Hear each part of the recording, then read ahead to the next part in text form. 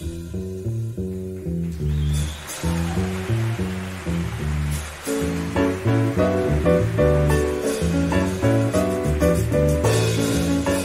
to Writers on Writing. I'm your host, Brenda Green, and this is Writers on Writing. We come to you every Sunday and give you, our listening audience, an opportunity to hear writers from the African diaspora talk about their work, their lives, and their craft. And we are in the studios of Medgar Evers College over the airways of WNYE 91.5 FM. I am very pleased to have on the telephone with me this evening Haki Madhubuti. Welcome, Haki. Thank you very much, friend. I'm so really pleased that you were able to join us from the city of Chicago. Pleasure. Okay, and we are going to be discussing your memoir, Yellow Black, the first 21 years of a poet's life, which really made an impression on me. Thank you.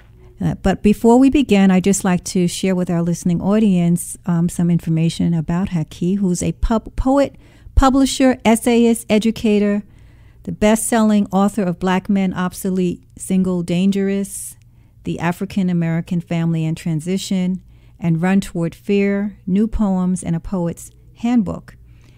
He is the author of a number of books, and he's founder and publisher of Third World Press, which is coming up with, there's an anniversary coming up, right? Yes, 40 years, over September the 14th and 15th here in Chicago. Right, 40 years. Okay, he also is co-founder of the Institute of Positive Education, the New Concept School, the Betty Shabazz International Charter School, the Barbara Ann Sizemore Campus, and the DuSable Leadership Institute. He's Distinguished University Professor of English, Director of the MFA Program in Creative Writing, and founder and Director Emeritus of the Gwendolyn Brooks Center at Chicago State University. Haki Madhubuti has published more than 27 books and is internationally known, has given keynote addresses, lectures, and poetry readings at thousands of colleges, universities, and community institutions. So it is quite an honor to be on the telephone with you. I've wanted to do this for so long. Thank you very much. It really is a great pleasure to talk to you, Dr. Green. The work that you're doing at Medgar Evers is very important. Most certainly your writers' conferences that come up every other year. It's very important. Thank you. Well, we're trying. That's just one aspect, as you know, of what we do. Yes. And as they say, the struggle is continuous, and there's a lot of work to be done. Absolutely. But I have to say, your book, Yellow Black, the first 20 years of a poet's life, really, I knew about you. I knew of you. You've been around all of my adult life.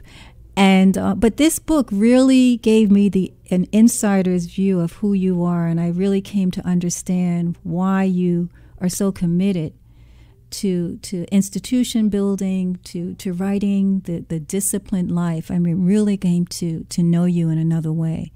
So I want to really commend you for writing and being so honest and courageous. I think as well as courageous, I say too, and honest in this book. Thank you very much.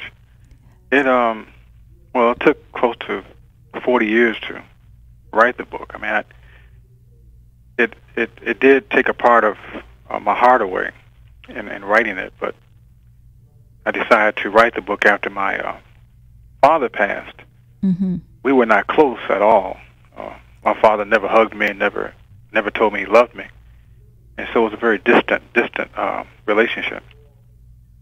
But my mother was essentially the spine and the backbone of our very small family, which existed of my sister and myself, and a series of men that would come through the family.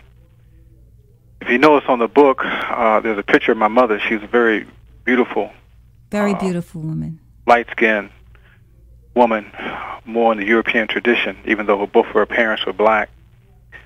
And that's why the title is Yellow Black, because she was a very fair-skinned woman, but very beautiful. Mm-hmm. And one of the problems in America, if not the world, for women, most certainly during that period, if you don't have a father in the house or a husband or a man to protect you. You're left to the wolves out on the streets. And therefore, that's where she grew up. My mother, because my father left very early, had to essentially take care of my sister and myself. And it was not easy at that time. This was back in the 40s. I was born in 42. I turned 65 this year. Yes, and many congratulations to you. You would never know it, though. That's right. Thank you. And thank you for coming to Chicago to help celebrate. It was really a pleasure. I'm so glad. But in order for her to really, because she was unskilled, she could read, write, do minor computations, but she was not an educated woman in the formal sense. And because of her beauty, she ended up working in bars, taverns, lounges. In fact, she was Miss Barmaid in 1948. But eventually she ended up in the sex trade.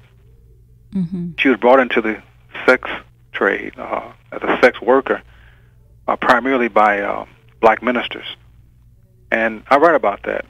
It took a while for me to write about that because, as you know, black ministers represent the main leadership in the black community. And so once you began to air that dirty laundry, then there's another problem. Right. Two questions related to that. What kind of response did you get from writing that? And then the other related question is, when I think about the life that your mother lived, I think about the whole concept of the tragic mulatto. Yeah. In a sense. So if you could comment on both of those. I think the tragic mulatto fits her perfectly at one level. The response I received from the general black community was very positive. I mean, the first edition sold out very quickly, and we went in the paperback, and it's doing very well. So the responses from the general public was really right on. I mean, I got letters from all over the country, mm-hmm. and quite a few from women mm-hmm. who essentially evidently suffered the same fate as my mother. And then, as I would read the book around the country, people would come up and make comments. And I've actually made a couple of friends, and one friend in particular who read the book, who has a serious resources and has become a supporter of Third World Press and our schools here in Chicago. So at that level, it's been very positive. I had sent the book to 3 of my minister friends. Right. And each of them have gotten back to me with very positive responses. Okay. So they know that this is something that's in that community. Yes, absolutely. Right. I mean, we all know that, but that's something, as you said, is like airing the dirty laundry. Mm-hmm. It's something we don't talk about. That's true. But I think that the only way we can grow and develop as a people is that we have to tell the truth. And I think that for my short tenure on this earth, what I've tried to dedicate my life to was moving toward that which is correct and just and true. And obviously within a cultural context, these truths may vary from culture to culture. But in the final analysis, for the most part, most cultures agree on certain things, such as the love of children, the love of mates, the necessity for family, for home, and so forth. So there's not that much variation. And as I understand it, as I see it, and what we try to do here in Chicago, is to recognize that if we're going to move as a people, you cannot move with lies. It's impossible. Because your lies catch up with you, and they tell on you.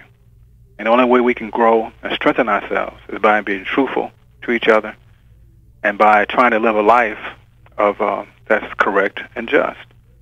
And it's not easy in a very corrupt society, the one that we live in. But we try to do that. Right. And you also, I mean, just living the life of the poet, the writer, the publisher, the educator, the husband, the father, the institution builder. That's manifested in every aspect of your life. But you're also a manipulator of words. Yeah. Words are very important to you. Yeah. Well, I grew up with music. What brought me into literature, and specifically black literature, I read Richard Wright at 14 years old, a black boy, and I write about this in Yellow Black. And reading Black Boy at such a delicate and impressionable age really influenced me. I mean, really, because I grew up in a community that did not deal with ideas. We dealt with the minor, mundane, gossipy aspects of life, and most certainly the part of life, how do you get from one day to the next day, 1 week to the next week economically. Right, which so many people are still dealing with. Oh, absolutely. Right. Yes. And but in order for us to begin to move to the level of where we can compete at a world-class level, we have to be able to incorporate into our lives the big ideas. And the big idea is essentially, why are we on this earth? Who runs the world? How does the economic situation work in the world? What relationship does the World Bank or the International Monetary Fund play in Africa? Why is Africa in debt when essentially all of its resources have been stolen, as well as its people stolen out of Africa? And how do we end up in debt? You see, it seems to me somebody should owe us something. And so when you talk about dealing with big ideas, you have to, at some one point, equip yourself. And the best way to equip yourself is through literature. I teach literature at Chicago State University, and it's crucial, critical that black men and women, young people specifically, begin to delve into study world-class literature, starting with their own literature. I mean, I think that each home needs to be a mini learning institution. And I can walk into your home and tell you exactly where you are culturally, in terms of the books that you're reading, the kind of art in your home, the type of music you're listening to, the type of images that reflect you and your family and so forth that exist in your home, the type of DVDs you're looking at and so forth. Right, that's very true. But what is it that was inside of you? You said you picked up this book at 14 years old. Well, I was going through deep. I grew up in deep poverty. I think we had maybe 1 meal, 1.5 meal a day. I grew up wearing secondhand clothes.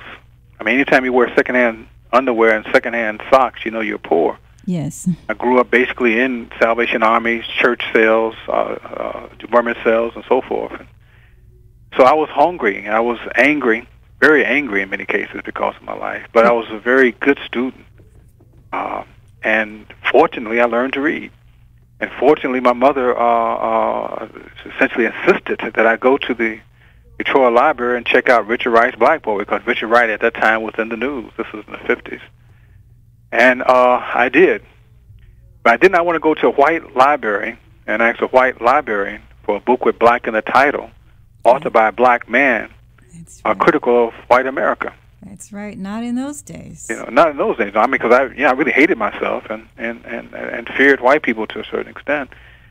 But I went to the library and found a book and put it to my chest and walked to the unpeopled section of the library and sat down and began to read. And I stayed there that full day. I read about half the book and took it home and read the entire book in less than 24 hours. I was not a changed person, but I was a different questioner. Richard Wright forced me to ask questions which never entered my mind. And so I was hooked. I went back to the library and checked out everything that Richard Wright had published at that time and began to change my life. And in changing my life, I tried to affect change in my mother and my sister, which didn't work. But the point is that it guided me in another direction. And as I saw my mother waste away, and less than 2 years after that, she was dead. My sister had her first child at 14, a second child at 16, a third child at 18. By the time she was 27, she had 6 children, never married. So this is the kind of community I came from. And I did not want to return there. Okay, we're going to stop there for a moment, and when we come back, we'll continue this conversation and maybe hear some excerpts from your book. Yeah. Stay tuned. We'll be right back. What's the cost of driving drunk? Try at least 1 night in jail, a suspended license, and almost $3,000 in legal fees. That adds up to a lot of time and money. But at the loss of innocent life, the price is incalculable. It's always cheaper to take a cab. A public service announcement brought to you by the National Association of Broadcasters and this station. Okay, we are back, and I am on the telephone with Haki Madhubuti. I'm Brenda Green, Director of the Center for Black Literature in the National Black Writers Conference, and we are talking about life and in particular about his memoir, Yellow Black, the first 21 years of a poet's life, and just talking about what it was like for you growing up. Well, but see, what saved me, Dr. Green, was basically art. And I want to be very clear about this. I think that art is transforming, and that if young people are introduced to art early and often, with care, with love, allowing art to essentially expand their minds, it's going to expand them. And so for me, music and literature essentially saved my life. I listened to Louis Armstrong early and often. I listened to Miles Davis. In fact, they're the ones who essentially encouraged me to, through their music, to play trumpet. You know, Miles Davis was the man when I was coming up. Mm-hmm. You know, Louis Armstrong was most certainly the best, one of the best trumpet players that the world has ever produced. And Miles Davis came along in that same tradition. But Miles was tall and dark-skinned and fine, and the sisters gravitated towards Miles Davis and his music like he was a free shoe store. And so I wanted to play me some trumpet. I learned to try to play the trumpet, and then at the same time I started writing. You know, because by that time I had found Langston Hughes and other poets of the Harlem Renaissance, and I began to write. And that music and poetry and literature period helped move me out of the very difficult areas of acute poverty. Not only poverty, economic poverty, but poverty of thought. Mental, right. One of the things that's in your book is that it's not just a straight memoir. It's poetry, it's reflections, it's monologue, it's essays. It's really, I really love the way it's done. It's very, very comfortable, accessible read. And I just love hearing your reflections and your thoughts on different aspects and on people who've influenced you, on music, art, as you say, poetry, on the different writers. Right. And I've heard you speak before about art as transforming. One of the poems that I really love, I always think about the poem that you have. I think it's in the book on Tough Notes about right, and Tough Notes and Run Toward Fear. Right. The poem on art, yeah. Right, the poem on art. Would you like to share with our audience an excerpt from Yellow Black? Yellow Black. Well, let me, yes, I'll open up with 1942, the year I was born. I am told that I was born on a night when sun and moon fought for recognition.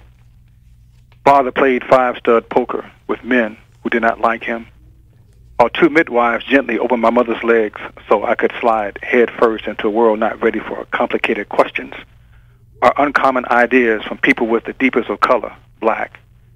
The year was 1942. Up north, the United States Justice Department threatened 20 editors of black newspapers with sedition charges for exposing segregation and injustice in the United States military. Johnny Johnson began publishing his first magazine, Negro Digest, and Margaret Walker's first book of poetry, For My People, is published, and she becomes the first black poet to be featured in Yale University's series of younger poets. Up north, W.B. Du Bois, Paul Robeson, Duke Ellington, A. Philip Randolph, Ida B. Wells, and others were busy laying the groundwork for my entry. However, in Little Rock, Arkansas, on February 23, 1942, I was one of hundreds of babies getting used to warm milk from a mother's breast, unaware of the massive storms, hurricanes, and volcanoes awaiting us. A world offering fire, not milk or comfort. A world unaware of a generation making ready to question whiteness and separate water fountains. Yeah. I think it's one of the strengths of your poems is how you move from the personal to the political to the social. It's all intertwined. It's always there. That's how life is. I think that one of the real problems among many of today's youth is they don't realize essentially that this world is a very political world as well as an economic world and cultural in the sense of everything is intertwined. Until we're able to understand that and begin to fuse these different realities into our lives, we're not going to be successful at all. Right. So then you end up living the integrated life. integrated in the sense of trying to fuse those different worlds. I mean, everything I do in terms of our schools here in Chicago, we service over 1,000 children a day, from preschool to high school, to Chicago State University, where we have the only MFA program in the country that's centered around Africana literature, to my own writing and the Third World Press. That kind of integration exists in an all-black situation. You see what I'm saying? That Third World Press is in an all-black community on the south side of Chicago. Mm-hmm. Chicago State University is a predominantly black university on the south side of Chicago. Then my family, we live in a black community on the south side of Chicago. You know what I'm saying? Right. That if you're talking about that kind of integration, you're absolutely correct. Right. Well, maybe a better word is creating the unified whole. Yes, absolutely. And I think that that's always possible in any culture, or any people who are in complete control of their cultural imperatives. Is that if we understand both the positives and negatives of one's culture, but at the same time, one becomes much larger as he or she is able to experience other cultures. That's why travel is critically important for the development of any people. And so I've been able to travel now, I mean, every state in the United States except Utah. No, I went to Utah 3 years ago, except North Dakota and South Dakota and Alaska. I've been to every state.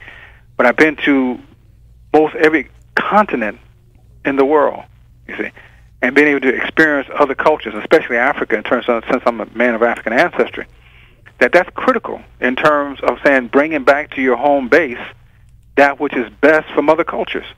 Yeah, I'm a vegan. You know, vegan is on the side of vegetarian. Right. But I visited India because I'm a vegan. I study yoga. But I'm not an Indian, all right? I'm not an Asian. I'm an African. But that does not mean that I could not learn from Asian culture, or certainly in terms of diet and food and, you know, kind of a internal exercise in terms of yoga. But that doesn't make me an Asian. I remain an African. That's what my point is, that we learn from other cultures. Everything white is not bad, all right? Europeans have made contributions to the world that have allowed all of us to grow and become much better people. While at the same time, they've been very destructive, most certainly in Iraq and what's happening now in the Middle East. But be as it is, we have to understand that what adults do, adults make decisions. Children and people who are oppressed make choices within the parameters of other people's decisions. And so you, as Dr. Brenda Green, you are in a decision-making position, which means essentially you have to be very responsible around the decisions you make, because within the context of your decisions, other people are making choices within those decisions. Exactly. I've been blessed to be in that decision-making position. So we publish hundreds and thousands of books here at Third World Press. We receive somewhere between 35 and 40 manuscripts a day here at Third World Press. We have to make, a decision around what we're going to publish and not publish, but at the same time being very conscientious of the men and women who spend their time writing these books and then sending them off to us with their fingers crossed or their hands folded or whatever the case may be. So being a poet has sensitized me to the feelings of others within the context of our own people, most certainly, but also within the context of other people, too. You see, and as one travels, you see that they're very poor white people in this country. They may be ignorant, but they're still poor. Very, very, very poor Hispanic, Latinos in this country, Asians and so forth. But our people, so we have to be concerned about our own people first, but if we are concerned about our own people first, that means essentially we're at the bottom for the most part. But if we're able to solve our problems and move and make the world a better place, it's going to help everybody automatically. I hear you.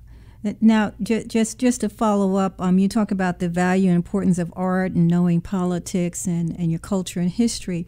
Who are some people who you would recommend we should be reading?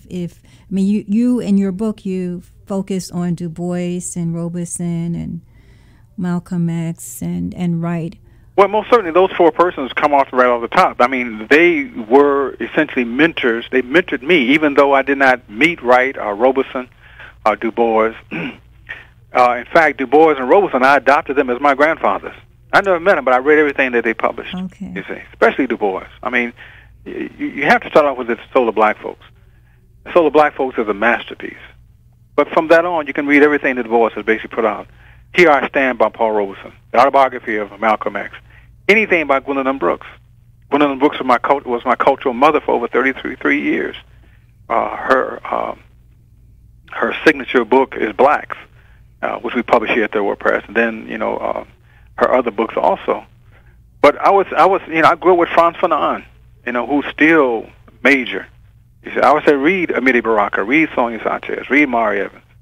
You see, read Alain Locke, read Claude McKay, read Jean Toomer. I mean, you can earn 1,000 PhDs easily by just going through the literature produced by men and women of African ancestry. Read Wole Soyinka, read Chinua Achebe, read Bessie Head. I can roll call. These men and women have produced literature that's going to last a lifetime. And part of my responsibility is to make sure, most certainly, that the literature of Gwendolyn Brooks never go out of print. We publish 10 of her books. We're publishing serious studies on our work. So if you're listening to the audience, if anybody has done a serious study of any aspect of Gwendolyn Brooks' work, they need to send it to Third World Press. We will give it serious consideration. Okay. And just tell us a little bit more about Third World Press as we come to a close. Well, Third World Press, over September the 14th and 15th, will celebrate 40 years of publishing, which in itself is a milestone, as you know. Yes. And Third World Press is the only black book publishing company in the world that's ever hit the New York Times bestseller list. We did The Covenant with Black America. It was #1 for 2 weeks and stayed on the New York Times bestseller list for over 20 weeks. And we are one of 2 black publishers in the world with its own headquarters. We own a half a block here in Chicago. And the only other company that owns the headquarters is Johnson Publishing Company, which also is here in Chicago. Yeah. And over the 14th and 15th, Walter Mosley is coming in on the 14th. We'll speak downtown at the Chicago Cultural Center, and then we're going to have an open house and award ceremony here at Third World Press and at our school, Betty Shabazz International Charter School. And then on that Saturday, the great actor, producer, director, activist, mother, Ruby Dee will be coming in on that Saturday for our gala, which will take place in Chicago on that evening. So to get information, you can go to our website, which is thirdworldpressinc.com. That's thirdworldpressinc.com. Or you can call at 773-651-0700. And Ms. Rose Perkins is handling the information that's around what's happening at Third World Press over our 40th anniversary celebration. So it's going to be a big celebration. We're expecting men and women, brothers and sisters, from all over the world to come to Chicago to help celebrate this milestone of 40 years in publishing. Right. That is really a milestone. There's, as you said, the only other company still around is Johnson and Company. So we are coming to a close. As we come to a close, I want to encourage our listening audience to go out and purchase Yellow Black if you want to see learn about the inside of Haki Madhubuti. And this is the part 1. Part 1, yes. Part 1. What are the plans for part 2? Well, part 2 will start with 1965. This is the first 21 years. It goes up to around 62, 63. And part 2 would be the Black Arts Movement, which we were intimately involved in here in Chicago and across the nation. That would be from 1965 to around 75, maybe up to 80. And I'm working on that now. But in the next month or so, we have 2 new books coming out, which are basically collected works. The collected poems will be Liberation Narratives, and the collective essays will be Freedom to Self-Destruct. They'll be coming out. They should be ready for our 40th anniversary celebration. Okay. Well, I will definitely make plans to be there. That's for sure. And it's very exciting. And I really thank you. When I have to say about this book, after reading this book, I brought it for both of my sons. Thank you. You mentioned that women, a lot of women can relate to it, but I also think it's an important book for young men. Absolutely. Right. And the turning points and the changes and how you the whole becoming the man, I think it's an important story. Well, thank you very much, Dr. Green, and really appreciate your allowing me to be on your show. And I must congratulate you and your husband for your own sons. I met 2 of your boys, and they are a wonder to be around. Thank you very much. Thank you, and congrats to you and your family. Thank you, dear. Who are models. Okay, this is Writers on Writing, and we've been talking with Haki Madhubuti. Remember, the writer is always reading, the reader is always writing. Keep reading and writing. Empower yourselves as readers and writers, and support our writers. This is Brenda Green signing off.